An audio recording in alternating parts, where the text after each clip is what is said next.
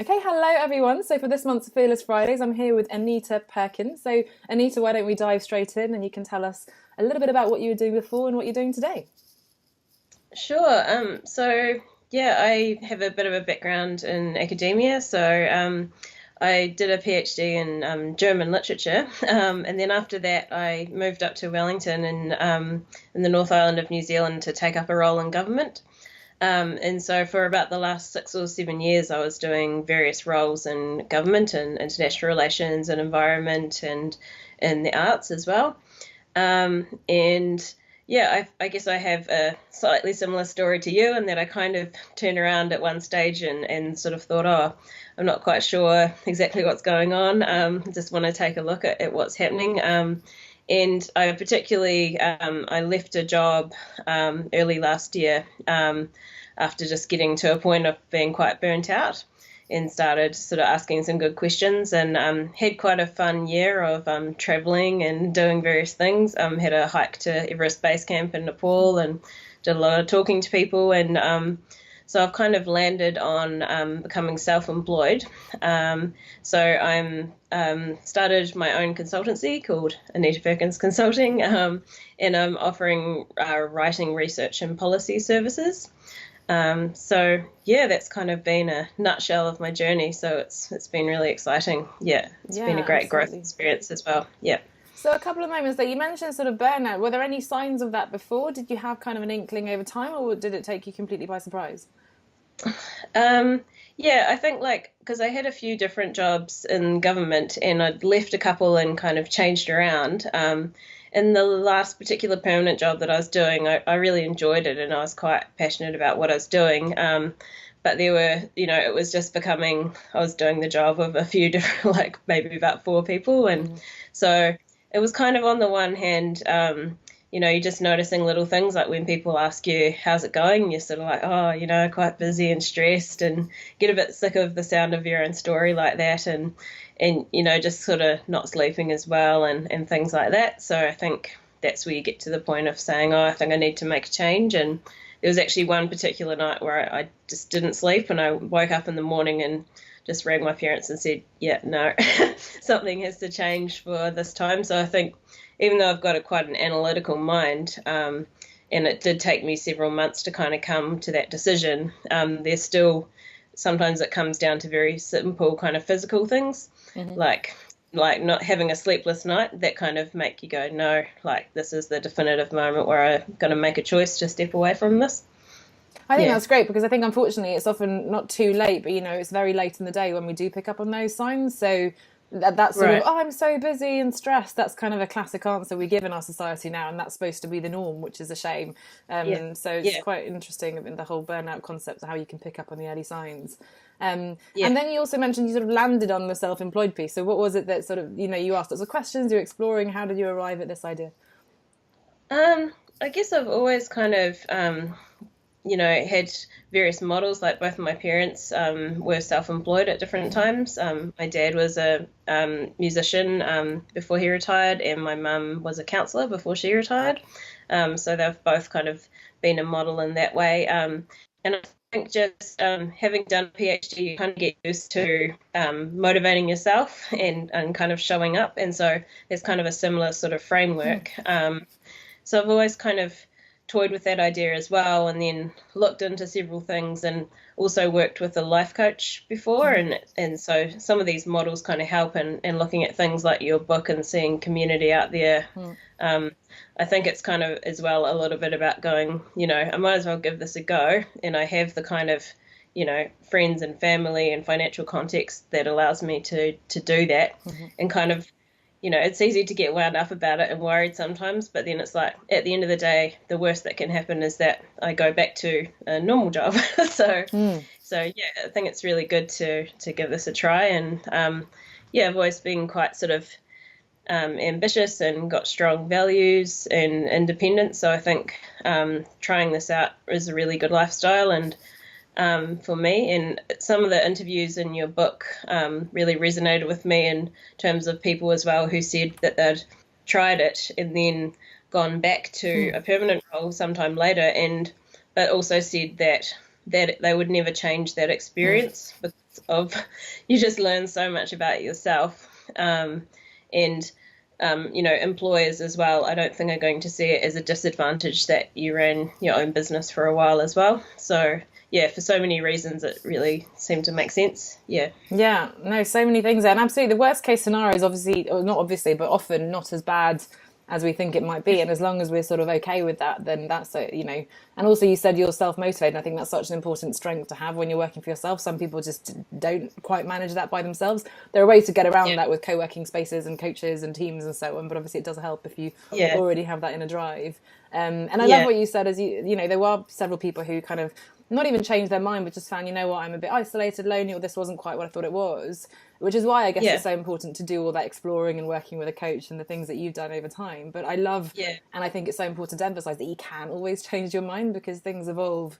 Your lifestyle circumstances change. You might come across your dream job in some context or whatever it is. So I think that's really important that we're not advocating here that everybody has to quit and everybody is a failure if they then go back to a job. So I think that's really important to emphasize. Yeah, it was really interesting recently. I went to a weekend on leadership. It was a professional development course offered by an organisation here called the Asian New Zealand Foundation, and we had a facilitator, and she got us to do a values test. And one of the top values that came up for me was perseverance. Oh wow! And it was quite interesting, like when we opened up the floor and discussed that, because on the one hand, that's probably a really good thing for being a contractor, is like coming in and, picking up something and seeing it through and having that commitment. But on the other hand, one of the people in the course pointed out to me that despite one of my top values being, sticking it out, that I was able to step away from some of the situations in other jobs where it hasn't quite been the right fit for me at that time. So that was really interesting to hear that mirrored back from someone else as well. Okay, so does that mean that you shifted, that you chose a different value, or that you stuck with perseverance, but that it's sort of balanced with some other aspects as well? I think it's, just kind of like you were talking about before, like getting to a point where you know yourself well enough and you trust yourself and you kind of can let go of certain ideas of the way that, people think that you should be, or the certain path that you should take. And it might not be that you necessarily know exactly where you're going, but unless you step away from something, those doors won't necessarily open, or you won't be able to test the waters and kind of try things in different ways. So I think, working with a life coach particularly really helped me to find a bit more balance and a stronger sense of being able to kind of listen to my intuition and to make some of those decisions as well. Whereas if I hadn't had that kind of emotional framework, I suppose, then it might have been harder to walk away from something that, on the surface of it was quite a good fit. Yes. No, that's so interesting. Yeah, the perseverance. Because I always talk about, I think the number one reason why people fail in their business is that they give up too soon. But at the same time, keeping doggedly going at something that you're not enjoying, that isn't seeing any results, there's also no point in doing that. And as you said, you have to say no to some things in order to create the space for sort of the big yes or the right yes. So it's definitely a balance there. Sure. So what did you find the hardest part about both sort of saying no that time when you had the sleepless night, I suppose, but then also maybe setting up the business? What have been the biggest challenges over the last year or so? I think walking away from it is often just that you feel a real sense of responsibility to the work area and the people that you're working with. So it feels hard to walk away from that and what and along with it comes the security and those kind of things. But I think from making those moves, you just learn so much. So with one job that I walked away from, it was a massive lesson because I was looking after a big array of things, and often it was really kind of superficial and responsive and kind of organizational. And from that I learned that I really like having kind of things that I can really dive deep into and become an expert in those subjects. And I've kind of felt like with my last permanent job, when I stepped away from it, that I wasn't really in a context where I could really live out my values of doing a really good job, like being known for high quality work and building really good relationships with people. I think I still walked away with that perception, but it felt like it was always kind of like I was butting heads in that context of like, trying to do so much volume of work and still live out those values. So I think in terms of becoming self-employed, a lot of it has been about sort of simple things like even the question, what do you do for a job, can be kind of difficult. So trying to nail that down, or to, I was at the start, I was like, should I go with a kind of identifier that's quite narrow but easier to put a grip on, or should I sort of cast the net wide and see what sort of work I get? And so I've kind of gone more with the wide approach, and I've ended up with a real variety of work. But I've also worked with a business coach, which has been amazing because there's so many sort of things, right from the practical things of how do you write a proposal and how much money do you charge, through to how do you have the conversation or kind of identify your values, or what text do you put in your website, like all that kind of stuff. So that's really been invaluable. And I think in general, I definitely have a strong sense that I'm on the right path of where I'm going. But there are still certainly days where I'm sort of like, I'm not quite sure exactly how I should approach this, or how I should carry out this negotiation, or how much money I should charge for this thing. And some of the challenges are really around as well, being proud of yourself and communicating what you're good at, but in a really authentic way, and also in a cultural context in New Zealand, which you might also find in the UK, which is that people don't really go around blowing their own trumpet. So how can you, really convey that stuff that you're good at, and how you can help people, but still do it in a really genuine way that you're building relationships and hopefully adding value to what other people are after. Yeah, so those are some of the challenges. Yeah, I mean, that what do you do is such a horrible question, isn't it? It's always been. And I think at the beginning, at least for me, I always fell back on my previous role. So I was like, oh, I'm in digital marketing. I was like holding on to my old corporate identity. It gives you that prestige, and I belong to this company. And it took me a long time to sort of start owning what I was actually doing. And now it kind of rolls off my tongue, although I still evolve it. I think the advice I always give to people is, as you said, you can keep it broad, at least at the beginning when you're exploring, and then as you find out the different pieces that you like, don't like, the work where you really are adding value, then you can niche down. But also when you meet people, you can actually pitch it to the person you're talking to, so find out about them first. And if I was speaking to someone who was from a very corporate marketing background, I might pitch it more along that piece, or if it was someone who was a bit more open-minded to adventure and coaching and so on, I might have gone more in that direction. So I think we can be quite flexible, but it's a shame, isn't it? That's always one of the first questions we're asked, to sort of label ourselves, and then getting that pitch right is quite tricky. Sometimes it's worked really well, and other times I need to work away at it. But I think one of the things that's been really great with having a coach is kind of finding, even though my background and sort of areas of knowledge are quite diverse, is kind of finding that thread. And so I kind of worked through with him to find that what I like to do is to kind of use my analytical and strategic skills to work on complex problems and translate them into solutions that will then hopefully go and enable them to do some sort of social or environmental good. So there's sort of a clear process there in a way that can kind of bring together the different elements of what I'm doing. But sometimes it's easy. I've found myself falling back on sort of the old recognizable title as well in some cases. But that's amazing, the red thread, as you said, and it's always hard to see that in ourselves, so it's great to work with someone else who kind of, but you have this and the strengths and so on, but telling that story makes you so unique in your positioning. I think what's so nice when you're doing your own business, whether you're freelancing, whatever you want to call it, is that you can show up with your whole self in a way. You can bring every element, even like hobbies and past interests and things, weave it all together in a really coherent story that makes you really unique and appealing to work with, rather than just, this is my work persona, this is the very limited job description that I sort of tick these boxes and that's it.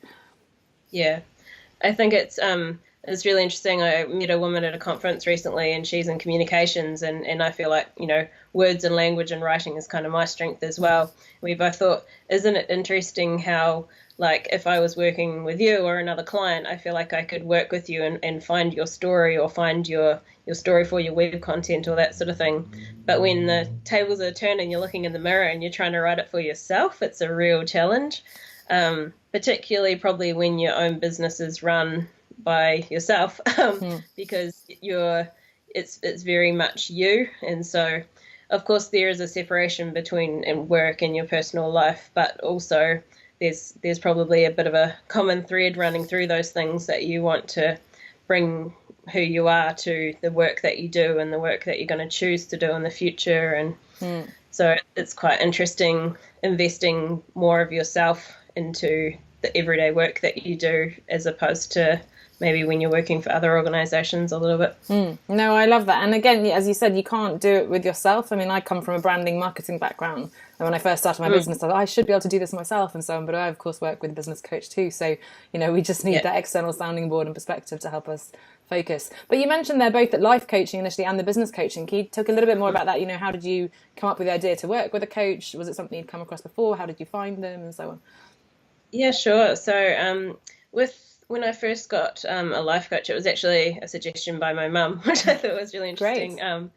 And at the time, I had just moved from one job back to another one, and I had left the other job because I thought that it was going to be very much kind of using those analytical skills, and that was kind of what was put on the table for me.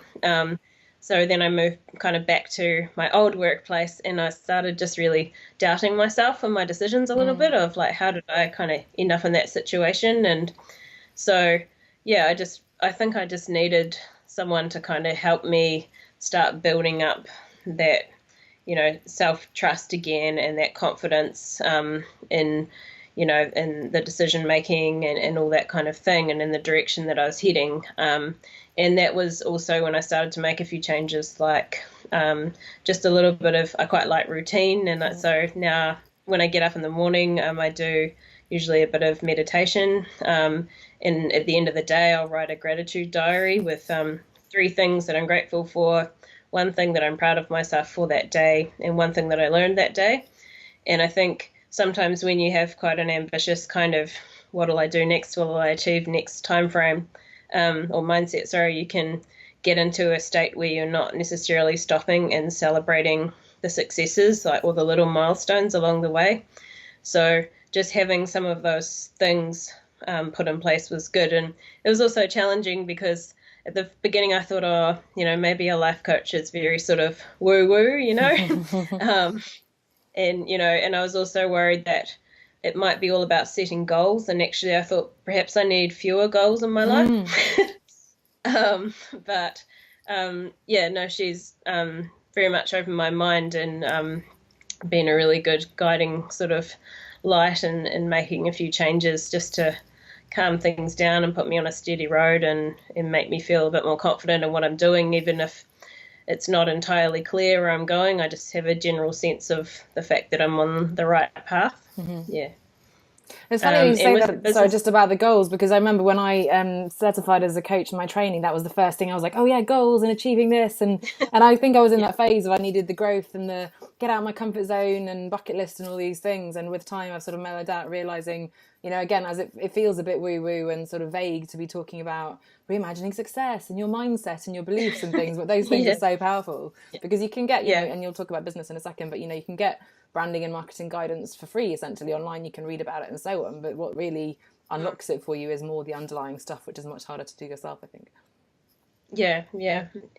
For sure. And with the business coach, I just had put a bit of a thing on LinkedIn saying, I'm just starting out in self-employment and looking for a mentor, and heard back from this guy, and been working with him, and he's been amazing. I went to a talk that he'd done earlier in the year, and he was really a person who was like just made things happen, like had been a rock star on tour, even though he'd trained as an engineer, and then moved to America and become a music journalist, even though he didn't really speak English. And, just... I love people like that, a really inspiring person. And, one thing I think that's kind of interesting is that a lot of people are saying, oh, you're very brave to make this move or to try out this path. But it doesn't feel that, like, brave doesn't sit that well with me, or just doesn't seem like the right word. Like, to me, it was almost like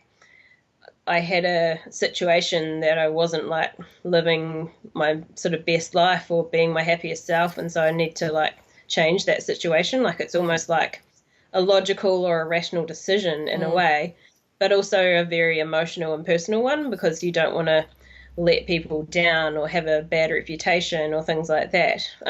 But then it's amazing how many people say, "Oh, I wish I could be self-employed or try contracting or that sort of thing, but I can't because of this or this or this."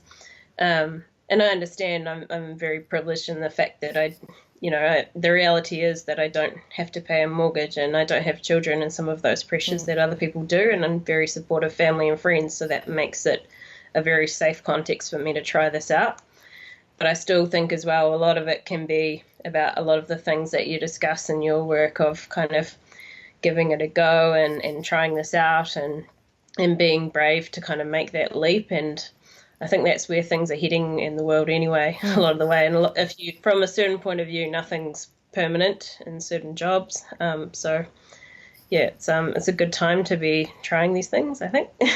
Absolutely, and that shift is quite interesting, as you said. The world is heading that way, and a corporate job isn't that sort of safe lifetime, amazing pension at 65 kind of package that it was. People are, organisations are being restructured, people are being let go. We're not, if we don't keep up with upskilling in new areas, we can become, irrelevant, and there's new generations coming up and so on. So actually, ironically, I think, and especially when you have several different income streams, having your own thing is safer in a way, isn't it, than staying sort of in your comfort zone. And as you said, I think I loved being labelled brave and daring, but I certainly am no sort of braver than anyone else. And I think there is a point where the pain of staying is just greater than the fear of the unknown of going. And as we said at the beginning, you can give it a go, and worst case, you go back to something similar again, and nothing lost there. So.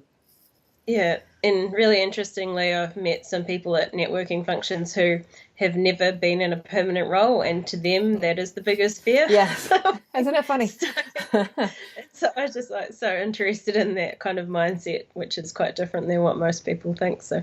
Well, that tells you how malleable we are as human beings, right? And I think it is also so much a function of our parents. And, some people I meet have had entrepreneurial parents. So as you said, for them, either the goal was really to get into corporate and that was like the dream because that would give you the stability, or it just didn't even cross their mind. That was really foreign. Whereas for me too, the entrepreneurial thing was very foreign. Although ironically, my mum has been freelancing. She's just retired. My sister, my brother, like actually over the time, most people have been working for themselves. I just never really thought about it at the time when I started. It was very much the traditional career path out of school and university. Oh, sorry. No, go ahead. I was just going to say, like, university has kind of always been happening alongside my career in government as well, where initially when I finished my PhD, I thought that I would go along that academic path. And so I've still been kind of maintaining this parallel stream of my life of publishing and going to conferences and things like that, which has been fantastic. But there's always been this question of should I go back into academia as well? At this stage, it feels like the reality of that kind of role is that humanities are not really on the up at the moment. And so now it feels like a nice way to kind of still do some of those things which would have been the draw card for academia, like the research and the writing and making connections with people I wouldn't have otherwise met, and learning about new ideas, but maybe just in a different way than I'd kind of imagined before as well. No, great. And the fact that you can keep that going without necessarily sort of getting back into that not black box, but like the very rigid, this is what I'm actually doing kind of thing. So what would you say are the best things about your life and work now? There's a lot of variety. It's really cool. I think because of, like I said to you earlier, like I've cast the net wide, I've had a big range of roles. So I've been working half-time pretty much in government contracts, and then kind of spending the other bit of time like building up the website and getting new work. And so recently, so far I've had a range from writing kind of creative content for a restaurant to a woman I met on holiday in the Cook Islands last year. It was kind of a serendipitous encounter, and she was from Australia and they're working on a land handover with Aboriginal people. So I've been able to do some research with her firm to help bring some ideas from similar situations in New Zealand to help inform their process. which is something I'm really excited about. And then more recently, I've written some web content for Global Women about the gender pay gap. So it's I really like all these things that the universe is kind of throwing at me, and seeing what happens. And just I've met some amazing people that I've had coffees with, or friends of friends, or networking, and you just kind of, one thing leads to another, and it's really exciting. And then just sometimes like just this real basic kind of feeling of freedom of like I've got this electric bike, and I'm sort of on one of my days that I'm not on my government contract, I'll sort of be biking along to town to meet someone new for a bit of a chat about a potential work thing or something, and I just sort of got that feeling of sort of, like, where is this adventure going to take me? And while I'm very lucky to be supported in a lot of ways, like, this is something that I've kind of enabled for myself as well to explore. So it's kind of, just a nice feeling sometimes, doing those sort of things, or, doing an article and sending it away and then going, it was great. And even, having certain conversations that maybe I feel like I haven't really quite connected with a prospective client, or my story hasn't quite come across, but then, having that chance to reflect on it and think about how it could go better, and how the story could be told. And so there's like so much learning and different things. And that moment of getting the website up and running was like really something I felt I could hang my hat on, because then I could meet someone and say, hey, and if you'd like more information about that, then I've got this website you can look at. So there's a lot of really nice things like that. Amazing. Yeah. And what advice do you think you'd give to someone maybe who had that sleepless night, who's feeling, wow, this is really not working anymore? What would you say to them? I guess just really listen to that. Think,